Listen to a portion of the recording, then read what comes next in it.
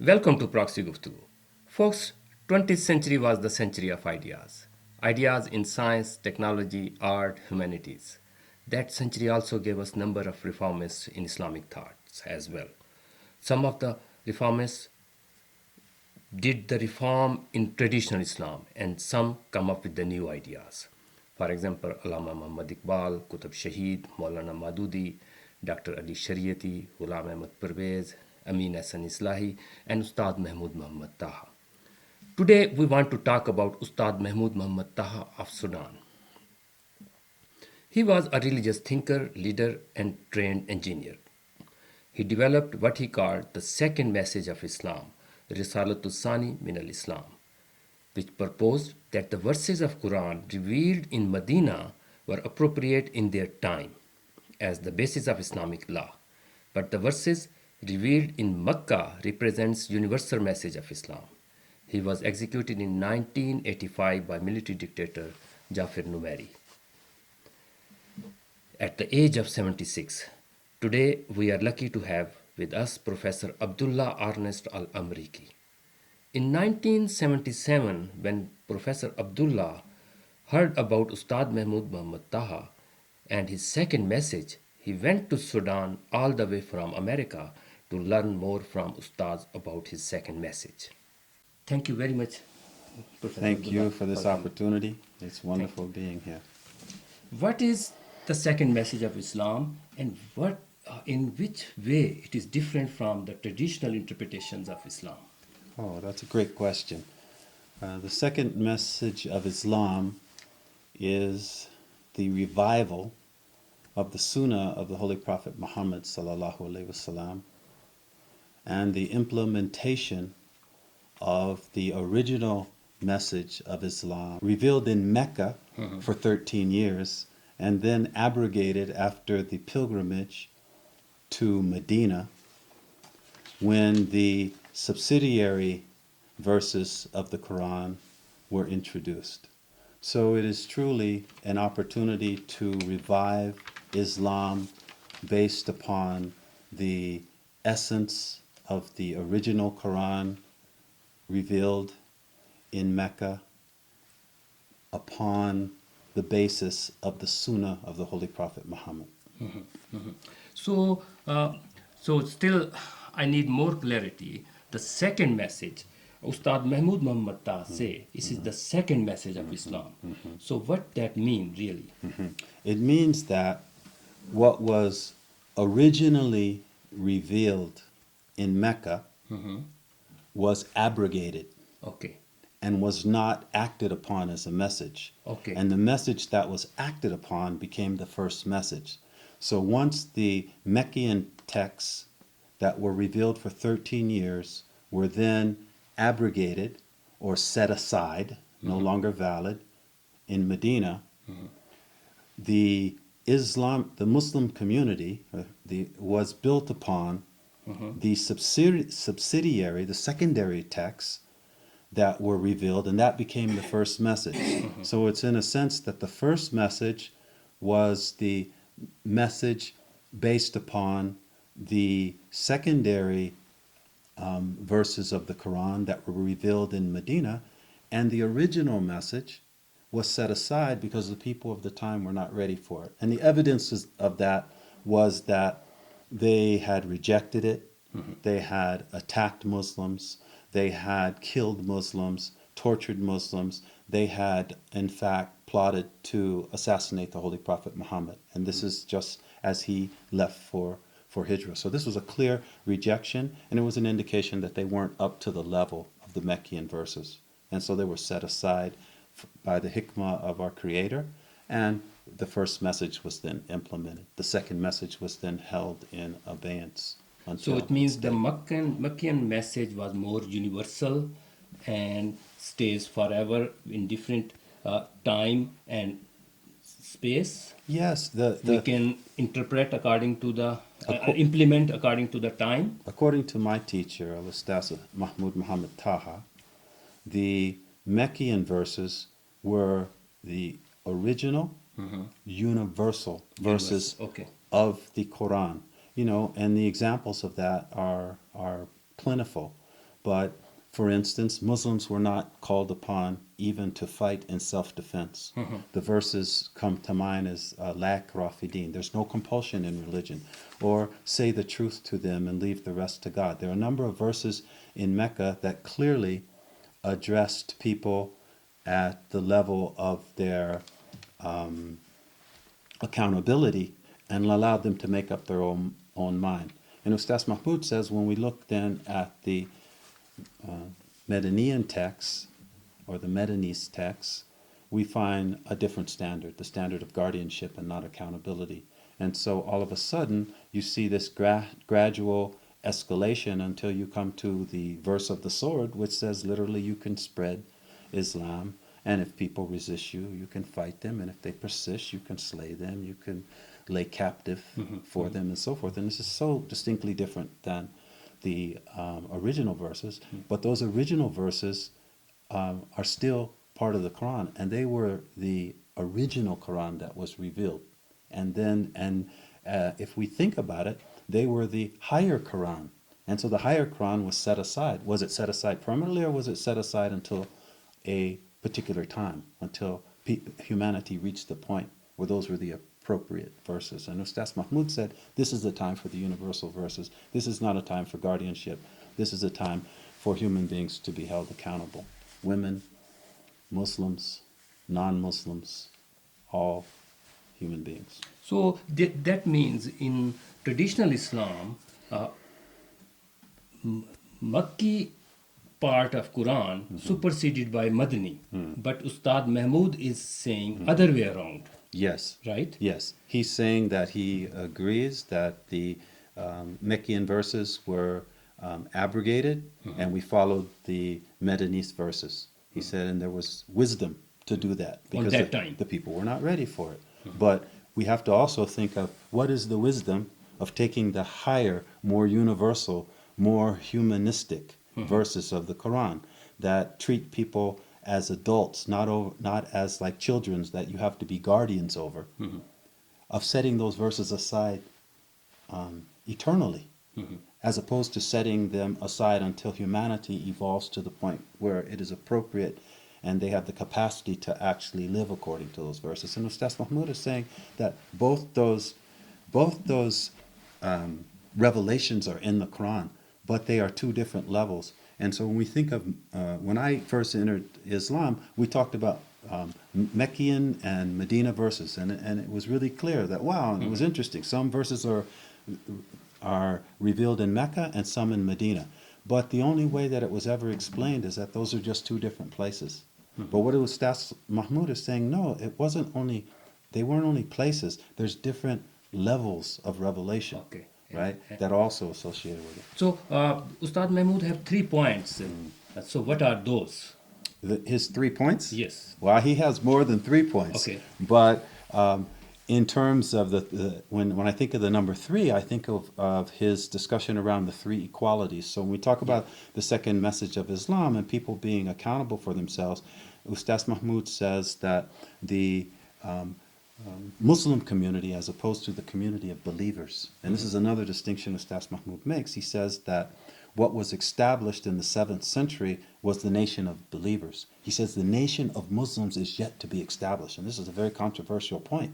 But it's a beautiful point because what he's saying is that the Islam of the nation of believers was based on the Medinese texts, which were the secondary texts. He says the Islam of the nation of Muslims is going to be based on the Meccan texts, which were the original texts, and which are the higher texts.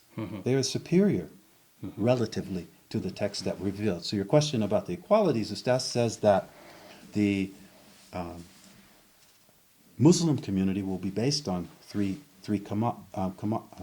equalities. And he doesn't necessarily use the term Muslim community. He actually talks humanity. Yes, he talks about this universal phase of Islam is going to be based on 3 equalities that is governed by a constitution. Okay. And that constitution is really a humanistic constitution where it doesn't discriminate between Muslims and non-Muslims or on any basis against people other than their adherence to the law. And so he said the equalities are political equality, which you can equate to democracy, economic equality, which you can equate to socialism, but not Marxism. Yeah, yeah. Socialism, and we take that also from the conduct of the Holy Prophet Muhammad. We can talk about that if necessary. And then social equality, which he says is the outcome. The outcome is social justice and social equality. And then, according to Ustaz Mahmoud, the indicator of social equality is when anyone's children can marry from any other groups of children. In other words, where we don't make distinctions between people and say, I don't want my daughter or son to marry those people. When we get to that point, we are at social equality. So my standard understanding is the original message of Islam is spirituality and equality, social justice.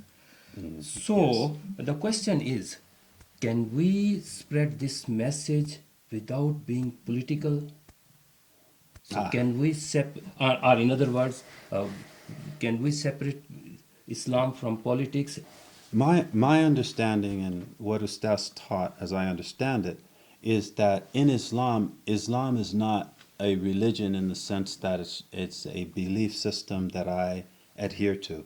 Islam is a way of life, and it covers our complete life, both our spiritual life and our secular life, our political life, our economic life, and so forth. And Ustaz Mahmoud said this is the important point.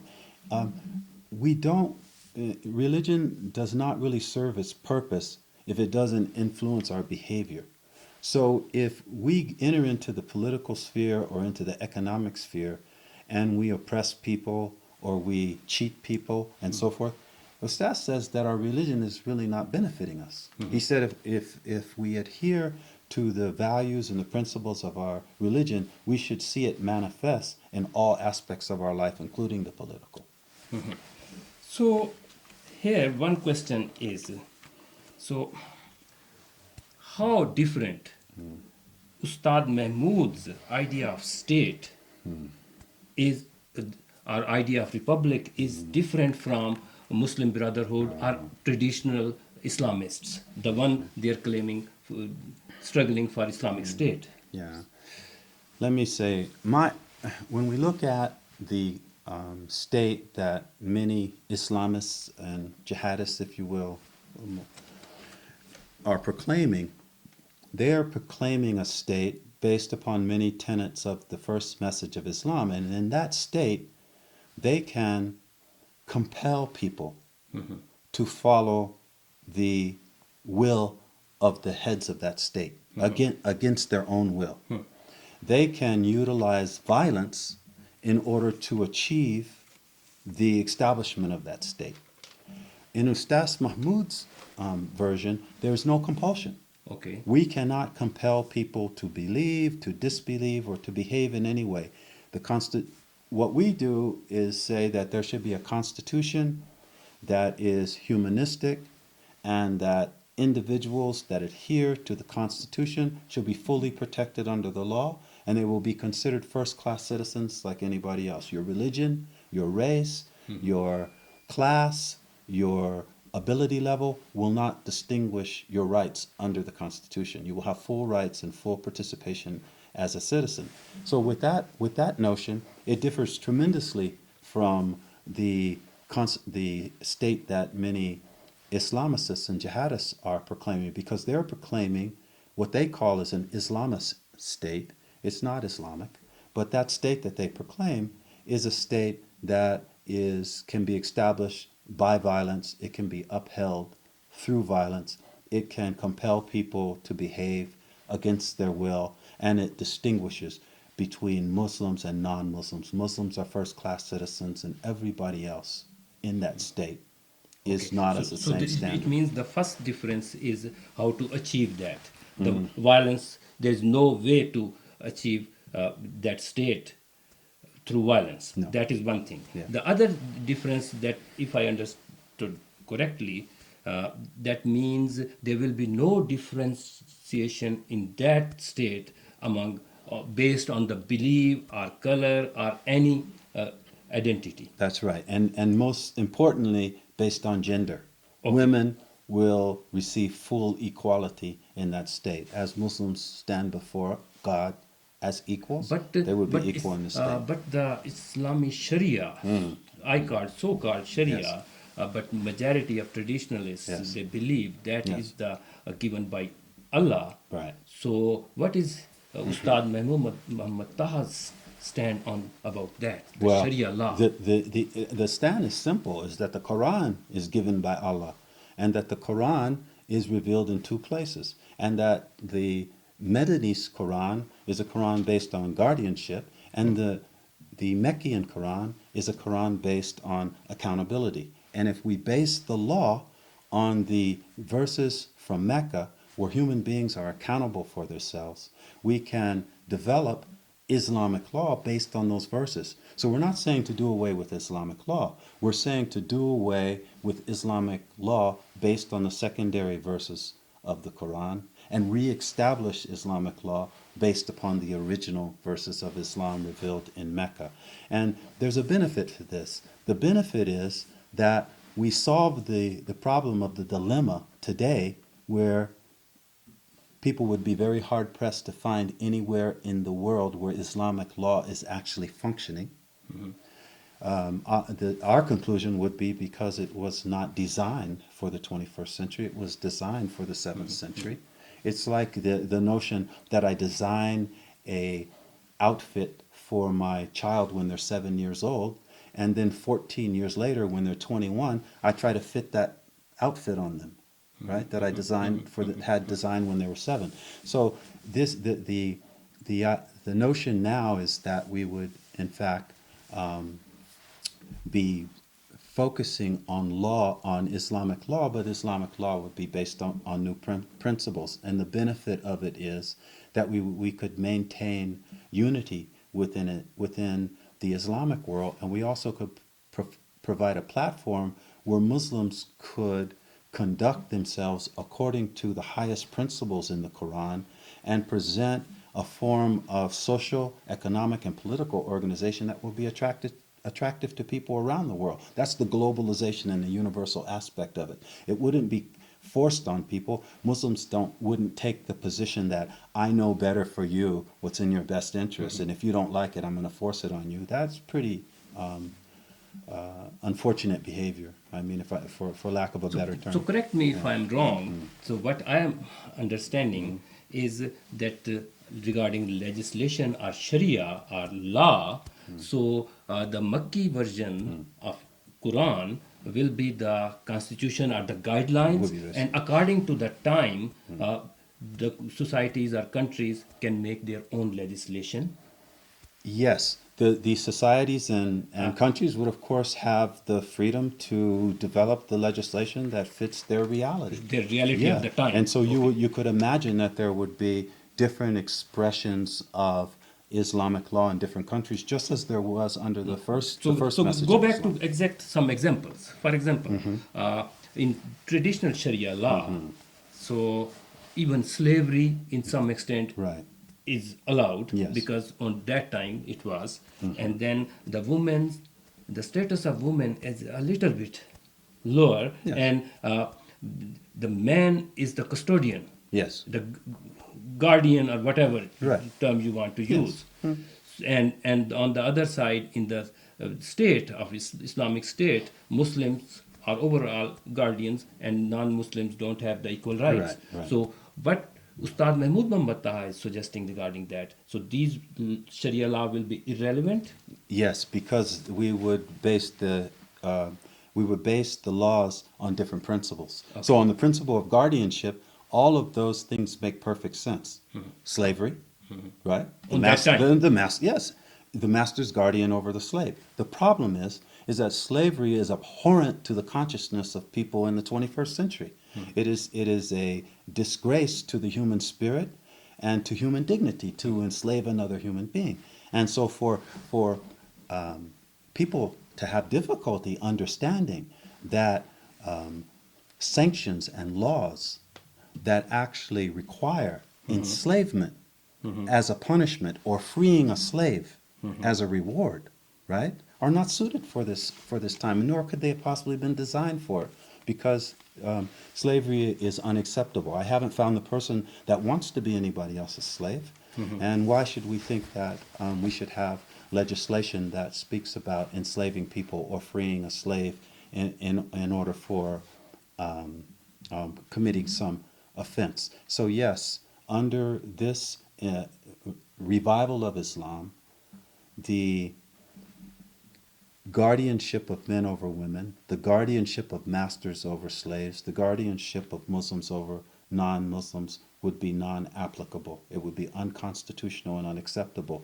The principles would be social, economic, and political equality based on a constitution.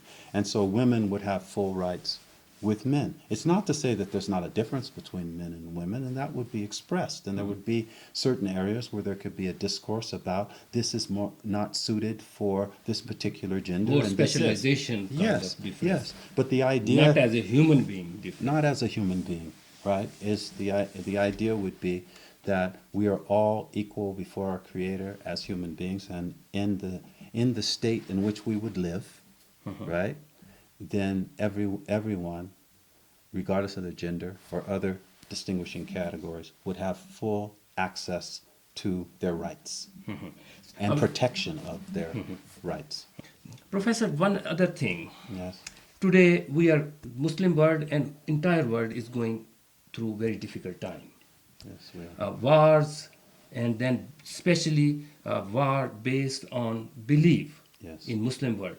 So there are very few, majority of Muslims are still peaceful people, but still some groups are exploiting the message of Islam. Yes. So how we encounter them? Yes. Okay. The second message of Islam revives Islam by introducing the Sunnah of the Holy Prophet Muhammad sallallahu alaihi wasallam, and Ustaz Mahmoud explains that the two things about the Sunnah that are really important. One, right now, what we call the Sunnah is also a mix of Sharia. So some things that the Holy Prophet Muhammad sallallahu alaihi wasallam did and said during that time were related to regulating the affairs of people during the 7th century. That's not Sunnah. The revival of the Sunnah that we're talking about would be his personal behavior. So I might have misspoke when I said that's not Sunnah, but that's not the aspects of Sunnah that we would be reviving. Okay. In his personal behavior, we would be looking at his relationship to zakat, the fact that he never paid zakat or took from zakat, and we would be looking at the manner in which he conducted his affairs. We would be looking at, his worship practices in particular. And so Ustaz Mahmoud is saying, if we follow the worship practice of Sayyidina Muhammad, and we do so conscientiously, and we do so with the fullness of our mind and our heart, we will gradually be able to clean our mind, calm our heart, and be able to begin to practice those values in our interactions with human beings. This is going to be great for our interactions within our homes and within our communities, but it's also can spill over into global affairs where we actually start to want for our brother what we want for ourselves. Not just our brother, the people we like, but our brother who we don't necessarily like, but we know he's our brother because they're also children of Adam. They're also human beings, and we're connected. So I think this notion of second message of Islam is deep, and it is certainly worth people paying close attention to. Professor, so if people wants to know more about Ustad Mahmoud Yes. Taha and also about his teachings, so where they will go? Okay, there's a website, al-fikra, alfikra.org. And also we have books in Arabic and also in English. Here's the second message of Islam in English. You can get this on Amazon. And if you go to the website, Ustaz's books, his lectures, his speeches, his interviews are all there. And you can really get a great example of his history. He's an exceptional person just outside of his contribution to Islam. He was an exceptional scholar And he was a revolutionary who stood up against the British. And in addition to that, he has discovered the original message of the Quran. And he said that here it is, and these are the verses that support it, and these are the hadith that support those verses, and look at it for yourself. But I, encourage everybody to take a look and decide for yourself, because Islam is more than meets the eye. And the Ustaz teaches us that the prophecy was sealed, and this is important, so we're likely not to see other prophets descending amongst us and teaching us another version of monotheism, which means we really should re-examine the Quran and to discover whether or not the answer is inside of the Quran. Because if we don't do that, we're going to be left to the interpretations of the thousands of so-called scholars and sheikhs that are out there, spending a lot of sincere energy trying to grapple with the dilemma that the laws that they're trying to apply were never designed for this particular time. And so I would really suggest that people really contemplate seriously that the Holy Prophet Muhammad brought one book with two messages. The military dictator of Sudan, Yes. Jafar Numeri, Yes. he God rest his executed soul. Ustad Muhammad Taha. So one thing, on that time, traditional religious clergy, mullahs or Yes. scholars, that they gave fatwa against him. Yes. So I want to ask one specific Against question. whom? Against Numeri or Ustaz? Against Ustaz. Yes. Not Numeri, because Yeah, they like they, Numeri. they get scholarship from Yeah, him. that's right. So I asked one specific question. Does Ustad Mahmoud Muhammad Taha claims that he decoded this message that Angel Jibril came to him, or he put more thought into Quran? Yeah. Ustaz Mahmoud claims absolutely that the angel Jibril didn't come to him. Okay. What he says is that both messages were revealed in the Quran to the Holy Prophet Muhammad sallallahu alaihi wasallam. However, his understanding of the Quran, his understanding of Tawheed, monotheism, and his understanding of the time in which the Quran was revealed and the time in which we believe, allowed him, when he dedicated himself to Tariq Muhammad, to really practice in khalwa, in isolation, the fasting and prayer of the Holy Prophet Muhammad and other practices. He came to that insight. That insight was there to be discovered. He just happened to be the first person to discover it and articulate it in this comprehensive way. Other people have glimpsed pieces of what he said, but his notion, comprehensive it is way. bold. I mean, this is a bold message. This message is why he was executed, is because instead of people trying to examine the validity of what he was saying and what he was living, they condemned him because they could not understand that he was not claiming to be a prophet, and they were frightened because they could not convince him in conversation and in debate that his ideas were not right. Ustaz Mahmoud would have discussions with scholars. The scholars would come to his house, and some of them would leave believing in the second message of Islam. They would go back to their mosque in our neighborhood, and on Friday they would tell the people that they went there to correct him and they left his home being corrected themselves. But they say, but we know why it happened. We were corrected because there was an empty seat next to Ustaz Mahmoud, and we were bewitched. Do you see? Oh my God. Yeah.